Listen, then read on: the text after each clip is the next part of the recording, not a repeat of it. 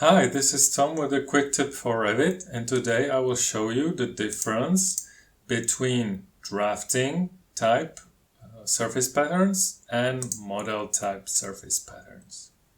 I have this simple project of a room, and I've created the flooring with the model type surface pattern, and this hatch representing the bed sheets is drafting type surface pattern.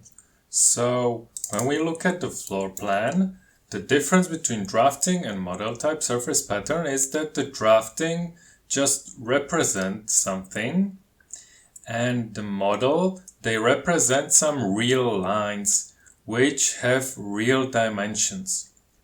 So the thing is, when we change the scale of the view, you can see that the drafting type changes together with all of the annotations, but the model type surface pattern stays the same no matter which scale I choose. That's the main difference. Now the surface type pattern changes just to gray color because it's too dense, but you can see that the drafting types are dependent on the scale while the model type are not. Because the model type surface pattern represent real lines or real sizes, in this tutorial it's the size of the hardwood plank, we can actually even dimension these. While here we cannot dimension the drafting types. That's the first difference. The second difference is we can select the pattern. If we hover over the line and hit tab, we can select the line, and we can, for instance, rotate the whole pattern. So when I rotate it by 90 degrees, it will, I'll delete this dimension, it will go as this.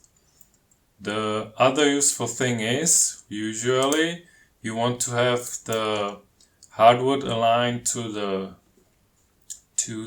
wall, so we can use the align tool, and we will align to the wall, and we will align the pattern, and it aligns. And the same from, let's say, this wall to this pattern.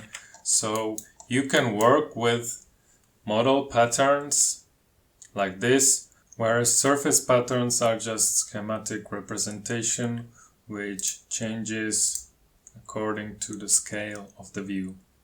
If you are not satisfied with the options of the drafting or model type patterns in your template, you can check out my tutorial on how to load custom hatch pattern into your project. Okay, I hope this helps, and take care.